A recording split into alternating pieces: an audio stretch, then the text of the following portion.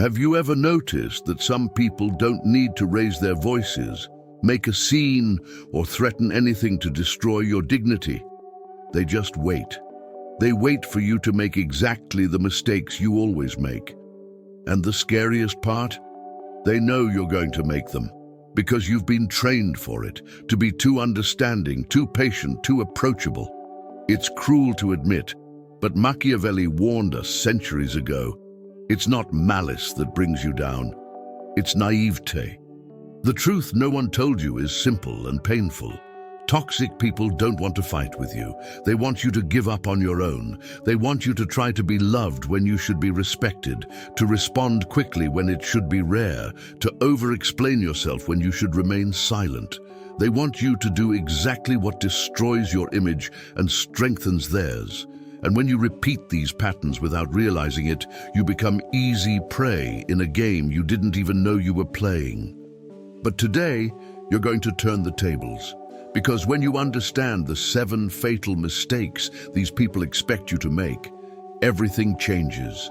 You stop being predictable, you stop being manipulable, and for the first time, you begin to see the real politics of human relationships, the kind Machiavelli said is guided by reality, not ideals.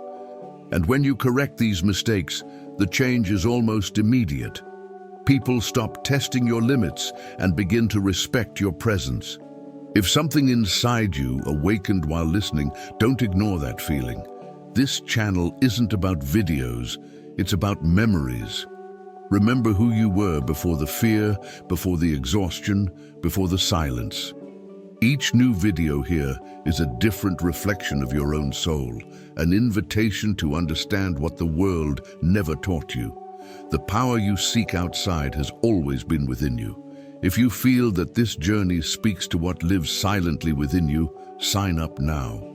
Not to follow yet another creator, but to reconnect with something the world tried to make you forget. Because here, every word was made to heal, each reflection to awaken, and each video serves as a reminder. You are not alone on the path back to yourself. Click on subscribe and turn the algorithm into a daily reminder of who you really are. He realizes sooner or later that dignity doesn't disappear all at once. It evaporates. It vanishes in micro-gestures, in that moment when he swallows the right word to avoid creating tension, as if life were about maintaining peace and not about remaining whole. Machiavelli would call this strategic weakness, because in politics guided by reality, not ideals, every untimely silence opens a small fissure that others quickly learn to exploit. It's like when someone steps on the tip of your new shoe and you say, "Relax," when in reality, you haven't relaxed at all. This small slip teaches the other person that your boundaries are elastic.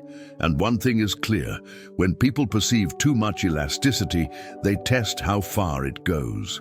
He doesn't understand that, in the real world, the end justifies the means when the means is preserving his presence, his posture, and his energy. It's such a gradual process that it feels almost invisible, but it leaves deep psychological scars. And when he tries to recover lost ground, he discovers that regaining territory is always more difficult than defending what was his from the beginning. But the most curious thing is that it all begins in an almost imperceptible way. And that's where the danger lies.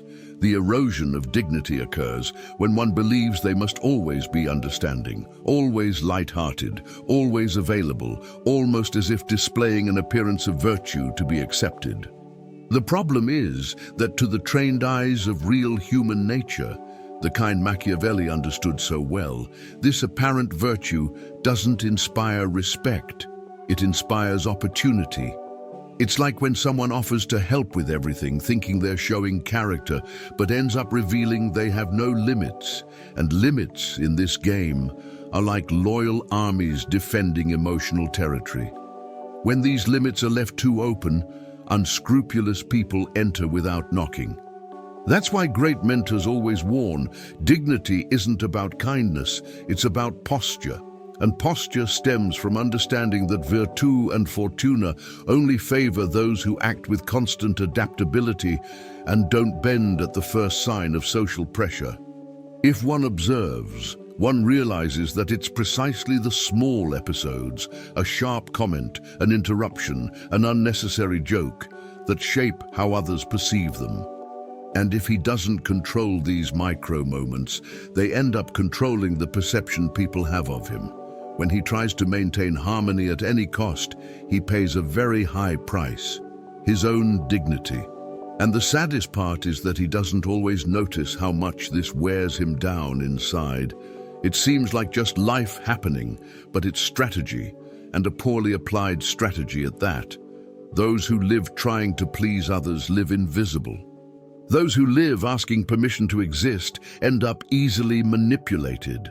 This is where Machiavelli would remind us. It is better to be feared than loved when the goal is to remain respected, not hated, but respected. And this distinction is crucial. He thinks avoiding conflict is maturity, but sometimes it's just fear disguised as virtue. A mentor would say that to stop this erosion, it's enough to start correcting small behaviors, responding firmly, maintaining eye contact, speaking less, acting more, and never diminishing oneself to fit into small spaces. These are simple, practical actions that anyone can apply today. And yet, behind these attitudes, there is something bigger that he doesn't yet realize. The first mistake that opens the door to all the others. He spends a good part of his life believing that pleasing others is the surest way to be accepted. He avoids confrontation, swallows his pride, smiles when he's uncomfortable, all to maintain a false sense of harmony. But those who live like this don't realize that in the eyes of real human nature, this sounds more like weakness than virtue. Machiavelli would say that in a politics guided by reality, not ideals, being excessively docile is the perfect invitation to be pushed further and further down. When he bites his tongue to avoid upsetting, he teaches the other person how far they can go. And the other person learns quickly. It's like that coworker who always asks for just one small favor because he knows he never says no. The end justifies the means. And the means used in this case is his tolerance, which becomes cheap currency. The problem is that respect is born from unwavering limits, not from trying to be the darling of the environment. He believes he's being kind, but the world reads it as a sign of possible exploitation, and with each new concession, he loses a piece of the authority he didn't even realize he had. When Machiavelli wrote that it is much safer to be feared than loved, he wasn't talking about terror, but about posture. Feared here means predictable within limits, firm in convictions, someone who doesn't crumble at the first inconvenient request. He thinks he's cultivating affection, but unintentionally cultivates devaluation. What is freely given is rarely valued, and often despised. It's like when he always offers to pay the bill, thinking he's demonstrating generosity, but in reality, shows he's willing to take on roles no one asked for. Want a practical example? He can start establishing micro-boundaries, responding only when it makes sense, refusing invitations that don't add value, making it clear when something crosses his line. These are small actions, but they change the energy immediately. People with their own loyal armies, that is, with well-guarded emotional boundaries, are rarely treated as a second option. And at that point, he begins to notice that his dignity depends less on external approval and more on how he positions himself internally. In a world governed by virtù and fortuna, those who try too hard to please end up becoming too predictable, and predictability is strategic weakness. They enter a cycle of trying to be loved in order to be respected, when the natural order is precisely the opposite. First respect, then affection. Excessive, unsolicited kindness becomes noise, a feeling that they are always trying to prove something. This weighs them down, this wears them down, this diminishes them. They forget that constant adaptability is not about molding oneself to the desires of others, but rather adjusting one's behavior so as not to lose one's essence. An experienced mentor would say, if you want to be respected, stop competing for affection. And this begins in the simplest interactions, like not laughing at belittling jokes, not justifying oneself when one has done nothing wrong, not rushing to put out fires that aren't one's own. They think this will push people away, but what really pushes them away is a lack of composure, and it is precisely this composure that will be tested even more severely with the next mistake. He doesn't realize that always being available is one of the quickest ways to lose social value. Responding immediately, answering every call, stopping what you're doing to solve other people's problems. It seems like kindness, but it communicates something completely different. It communicates that he has no priorities of his own. Machiavelli already warned in his Politics Guided by Reality, Not by Ideals, that men are ungrateful, fickle, and deceitful. This means that when someone is always there, accessible like an open app, the world begins to treat them as a tool and not as a person. It's like that friend who only texts when they need something, and he rushes to reply in seconds, thinking that this strengthens the relationship. But in practice, he only teaches the other person how to use him. The end justifies the means, and in this case, the means that others use is precisely his availability. He becomes Plan B, the second option, the I'll deal with him later, and nobody wants to be remembered only when it suits them. The problem is that this process is so silent that it's only noticed when it's already in place. In true human nature, what is rare has more value.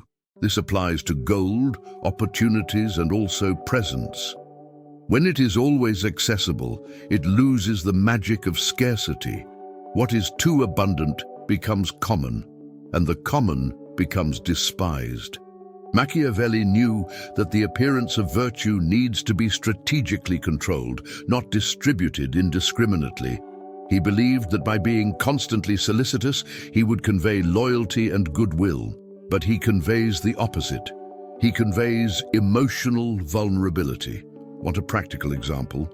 If someone sends a message demanding an immediate response, he can respond when it makes sense, not when the other person wants. If someone asks for a favor without real urgency, he can say, "I can't right now, but I can look into it later." This is constant adaptability, not to please, but to protect his energy. People with their own loyal armies know how to control access to their own time, their own focus, their own mind. And when they start doing this, something changes. Others begin to hesitate before making demands. Strategic absence is one of the most powerful weapons of human presence.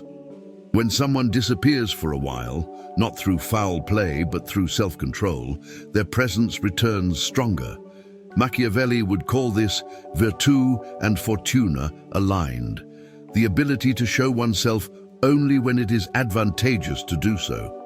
He notices that when he ceases to be predictable, he stops being underestimated. When he controls his pace, he stops seeming desperate. When he protects his time, he stops seeming secondary. And curiously, this movement doesn't create emotional distance. It creates respect. It's like that person at work who isn't always available, but when they speak, everyone listens. Why? Because they don't waste their words, their energy, their focus. He needs to understand that unrestricted availability transforms him into a resource, not an individual. And when this process continues, a dangerous new habit tends to emerge. The need to over-explain, to justify his absence. And that's exactly where the next mistake appears. He doesn't realize how much he weakens his own image when he gets into the habit of justifying everything.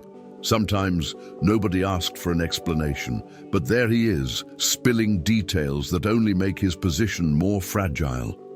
Machiavelli would say that in a politics guided by reality, not ideals, whoever talks too much gives ammunition to the enemy. And that's exactly what happens. The more he explains, the more insecure he seems. It's like when you arrive 5 minutes late and, instead of saying, "I'm here," you recite the whole saga of the traffic, the rain, and the almost flat tire. This doesn't inspire empathy, it inspires doubt. And worse, it communicates that he needs to convince to deserve space. The end justifies the means, but here the means should be strategic silence. Real human nature is simple. The more a person tries to prove something, the less convincing they become.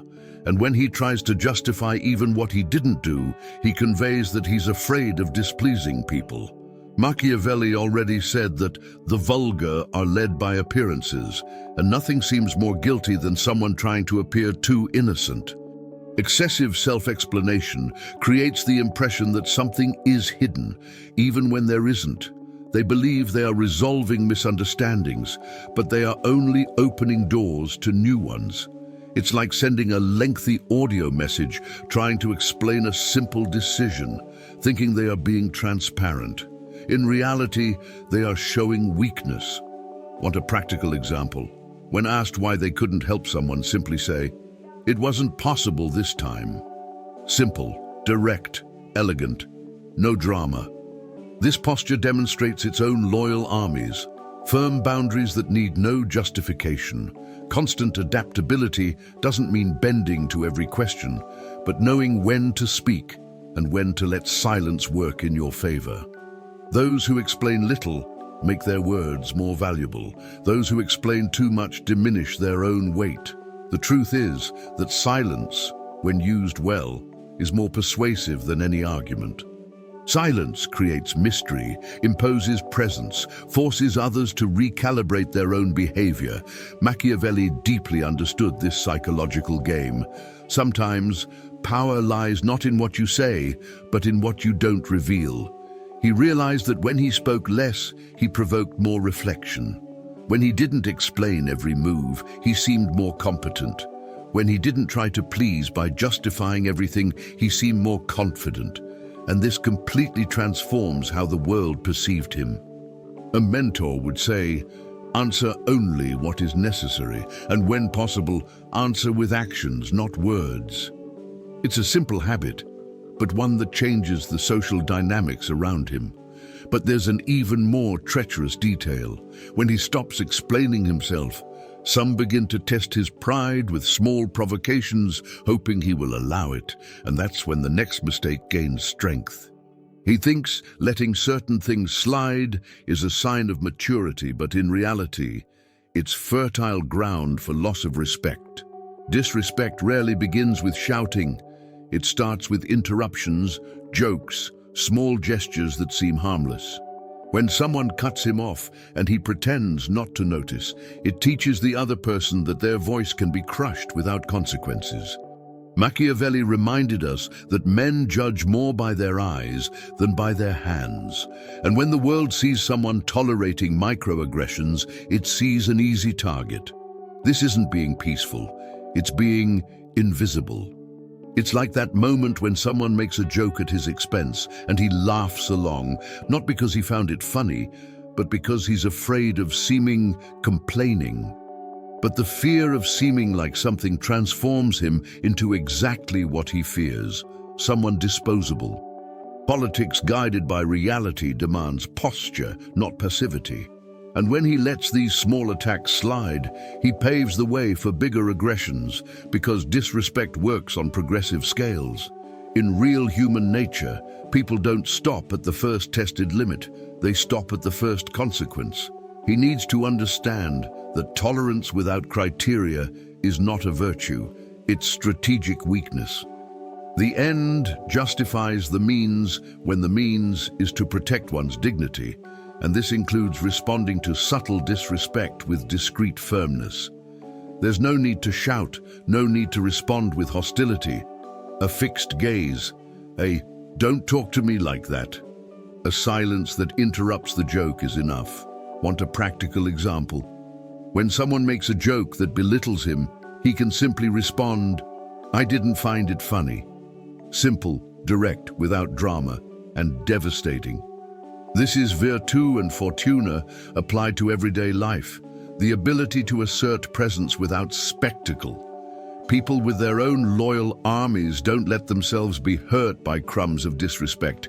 They cut those crumbs off at the root. And when they do that, something changes in the air. Others realize that there is a boundary there. When he doesn't draw the line, he erases it. And by erasing it, he gives others psychological permission to cross ever greater boundaries.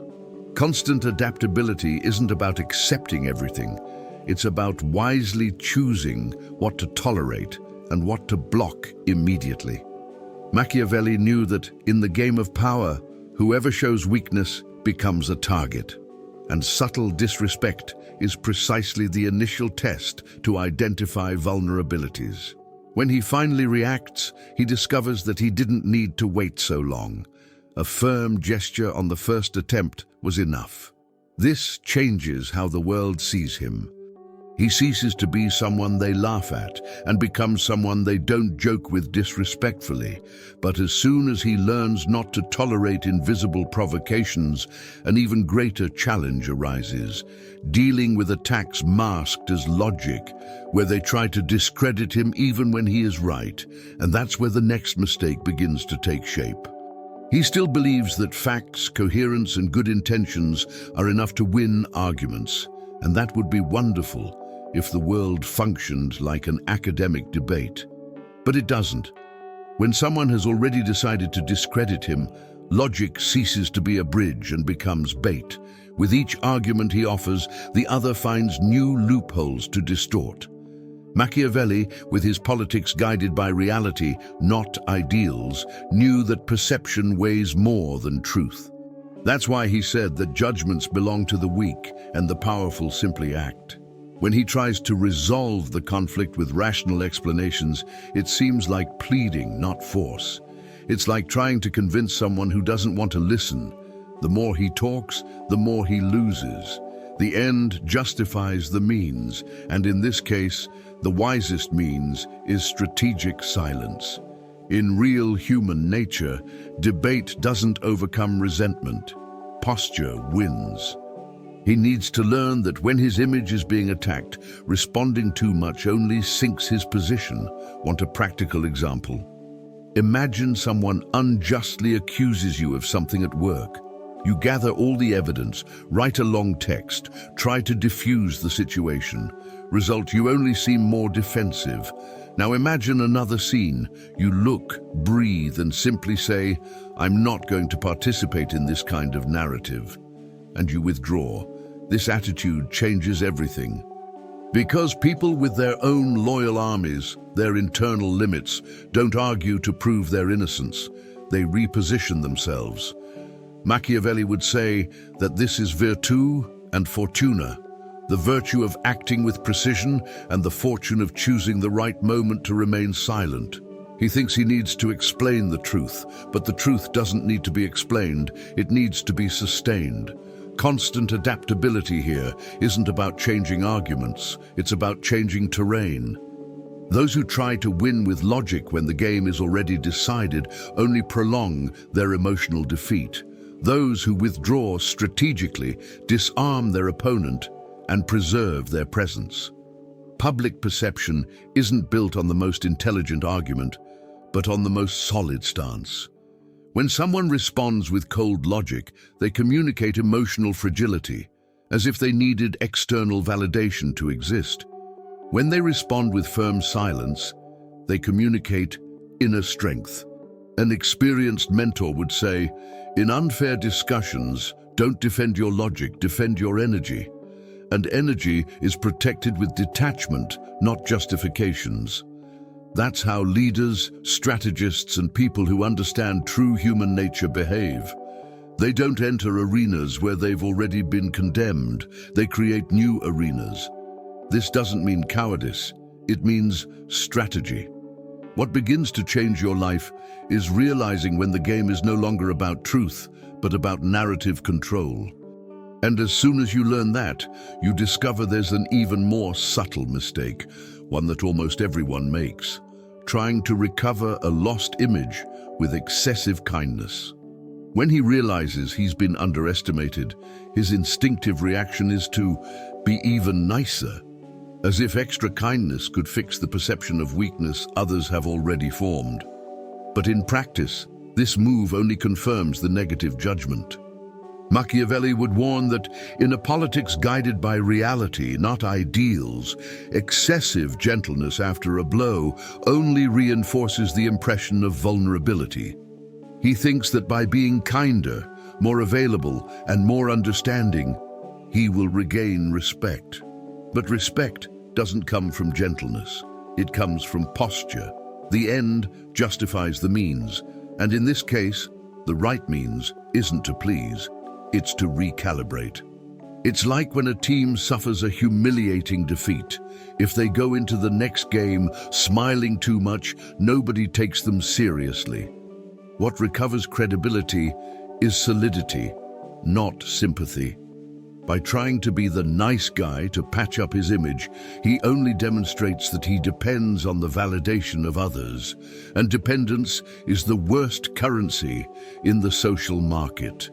He unknowingly becomes the emotional court jester, trying to win approval with jokes, favors, and exaggerated smiles. But this doesn't inspire respect. It inspires pity, and pity is poison to dignity. Machiavelli would remind us that people with their own loyal armies don't beg for approval. They reposition themselves silently and strategically. Want a practical example? Instead of doubling down on kindness after being disrespected, he can simply reduce his presence, respond neutrally, and offer no further explanations. This creates a powerful contrast. Constant adaptability here doesn't mean being more flexible, but more selective. He needs to understand that image isn't repaired with sweetness, but with clarity. Clarity of boundaries, clarity of posture, clarity of energy. And when he starts acting this way, others quickly realize that something has changed because they no longer find easy access to the old conciliatory self. The tool that truly restores authority isn't excessive kindness. It's a scarcity of presence, strategic silence, calculated unpredictability. Machiavelli would call this virtù and fortuna, virtue in firmness and fortune in choosing the right moment. When he responds to disrespect with redoubled gentleness, the world smells fear. But when he responds with sobriety, distance and control, the world smells strength. It's like that colleague who was always too nice and suddenly starts acting with more objectivity and economy of words. Everyone notices, everyone adjusts, everyone reconsiders. This shift in energy is worth more than 1,000 arguments. And just when he begins to understand this, the deepest mistake appears, the one that silently destroys those who believe in the power of purity without strategy, believing that kindness by itself will protect him. He spends years believing that kindness, honesty, and loyalty will be enough to protect him from human chaos. A beautiful belief, but profoundly naive when analyzed from Machiavelli's perspective and the true nature of humanity. In a politics guided by reality, not ideals, pure goodness is invisible and powerless, without clear limits. He confuses intrinsic value with the capacity to absorb pain, as if enduring injustice were a demonstration of spiritual maturity. But the world doesn't see sacrifice. It sees a sign of potential exploitation. Machiavelli said that the broken word is a necessity of the present, reminding us that people will do what they need to do to serve themselves. He thinks his loyalty will be reciprocated, but without virtù and fortuna, posture and strategy, goodness becomes vulnerability. It's like being in a storm using only a paper umbrella. No matter how beautiful it is, it doesn't protect. He also confuses humility with self-denial, emotional discipline with cowardly silence. He believes that keeping the peace is always the wisest path. But if you observe real human nature, you realize that the world tests precisely those who don't react. When he tolerates too much, he loses form. When he accepts too much, he loses his voice. When he forgives too much, he loses his presence. And all this, ironically, comes from an excess of misdirected kindness. Want a practical example? If he's the kind of person who always says, "It's okay," when clearly it's not okay, he needs to start practicing firm honesty.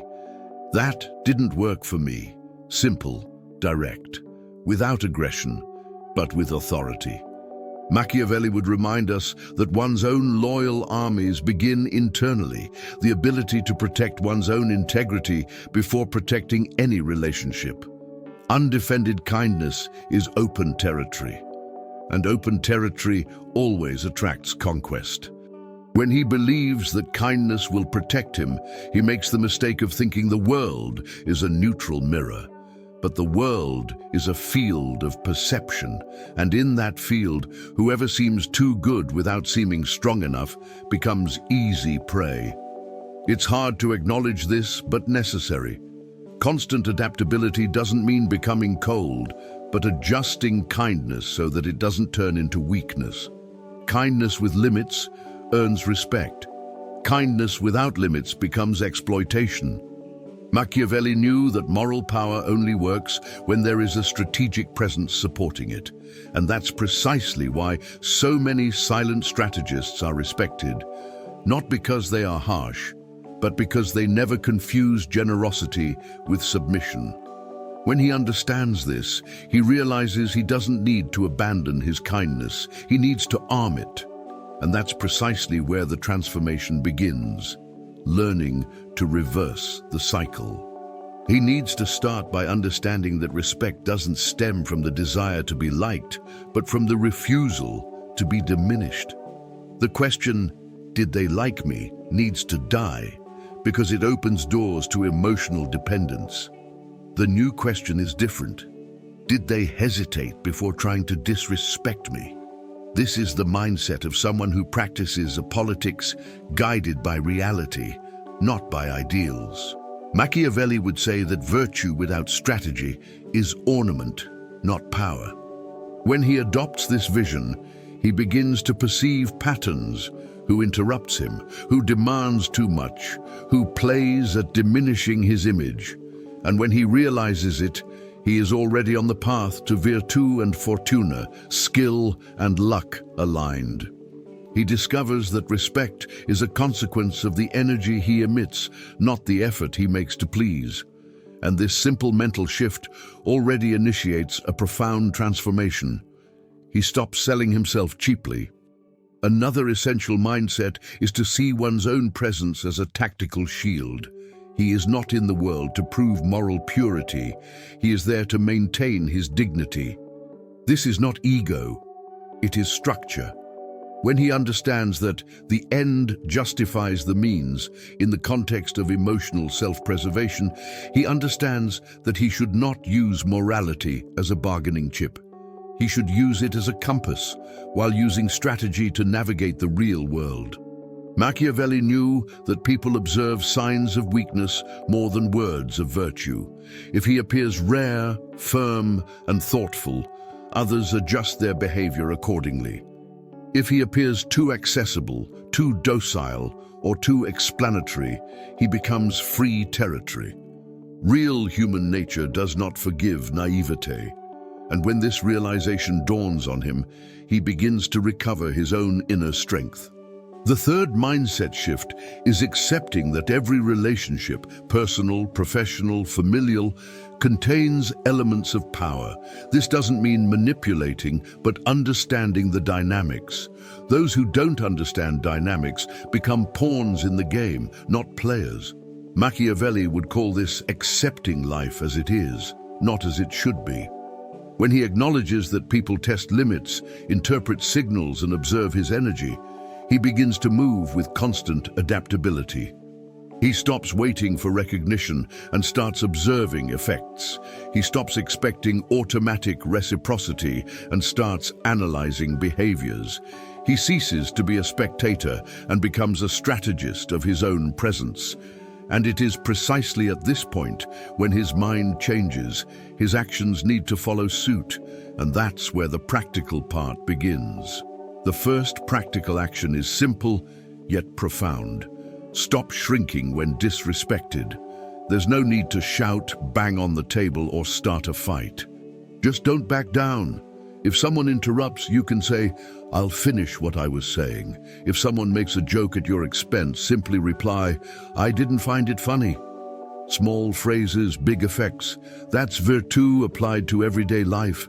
Machiavelli would say that small gestures maintain large territories. And it's true. Each preserved micro-border prevents your dignity from being eroded.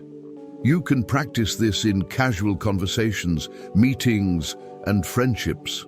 It's training. And the more you train, the more natural it becomes. Real human nature respects those who stand on their own 2 feet. The second practical action is learning to speak less when accused or pressured. The reflex to over-explain needs to be replaced by the reflex to take a deep breath and respond economically. If someone questions you unfairly, you can say, "I'm not going to get into that narrative." If someone demands unnecessary explanations, you can simply reply, "It wasn't possible." This economy of words is a silent arsenal. People with their own loyal armies don't waste verbal ammunition. Machiavelli knew that power lies not in discourse, but in perception. And when someone becomes someone who speaks only what is necessary, people begin to choose more carefully what they say in their presence. This reorganizes the room without them needing to raise their voice. The third practical action is to recover his value through calculated rarity and unpredictability. He doesn't need to disappear dramatically, he just needs to control access. Respond when it makes sense. Be present when he wants to be, not when they expect you to.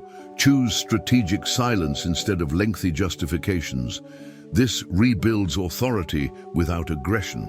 Machiavelli would call this aligning virtù and fortuna, the virtue of posture with the luck of right timing. Constant adaptability here isn't about pleasing, it's about reorganizing energy. When he practices this, he realizes something powerful. People stop testing him, they stop provoking him, they stop assuming he'll accept anything. And this new field of respect prepares the ground for the final transformation, where dignity ceases to be a promise and becomes a reality again.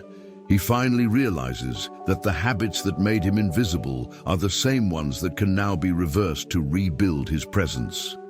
The transformation doesn't require him to become a different person, but to unearth the version of himself that refuses to be trampled on.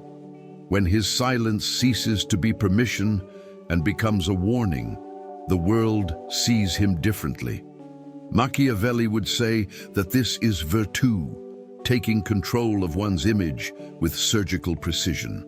People guided by reality understand that dignity is not begged for, it is imposed. And when he begins to speak less, react with more strategic coldness, allow himself to be rare, others begin to recalibrate their behavior automatically. Real human nature responds to what is firm, not to what is docile. And so he discovers that he doesn't need to fight to be respected, he simply doesn't bend. This change is silent but powerful. And when it begins, nothing is ever the same again. People stop testing him because they realize that now there are boundaries, there are consequences, there is presence. It's not about being aggressive, it's about not accepting being erased. Machiavelli would remind us that, in a politics guided by reality, not ideals, whoever doesn't govern their own posture is governed by the posture of others. He notices that, by recovering his rarity, he recovers his value. By controlling access, he controls energy. By calmly saying no, he rebuilds internal territories. And this new behavior begins to distance those who took advantage and bring closer those who truly respect him. Constant adaptability is not about changing essence, it's about changing method. And this new method restores dignity, restores presence, restores power. He begins to realize that his social, professional, and emotional life becomes lighter, because now he doesn't try to carry the weight of the world, he only carries his own axis. The transformation is so profound that he initially finds it strange how everything seems to work better when he stops trying to please.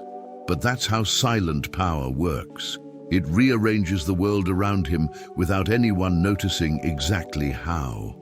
People who used to laugh at him now weigh their words. People who ignored him now pay attention. People who tested him now back away.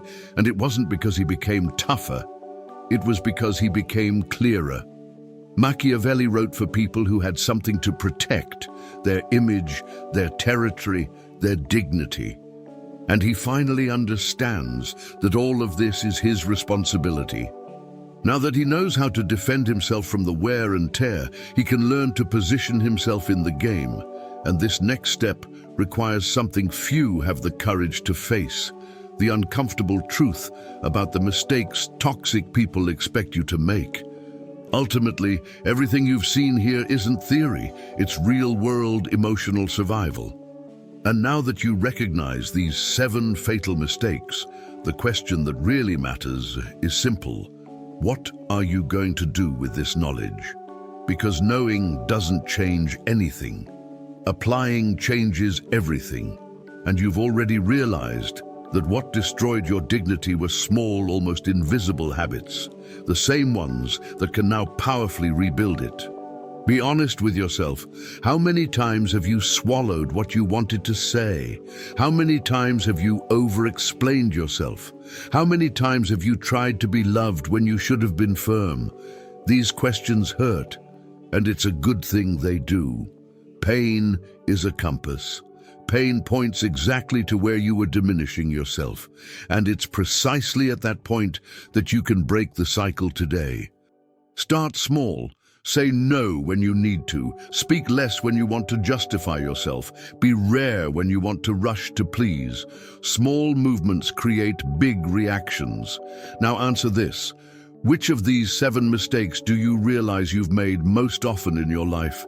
And which one will you eliminate first today? I want you to write in the comments. This isn't just engagement. It's a public commitment to your own transformation. And before you leave, do the obvious thing that most people forget. Subscribe to the channel, turn on notifications, and continue learning with me how to shield yourself emotionally, how to position yourself with power, and how to build the respected presence that Machiavelli knew few would have the courage to assume. Your transformation begins when you decide to keep walking.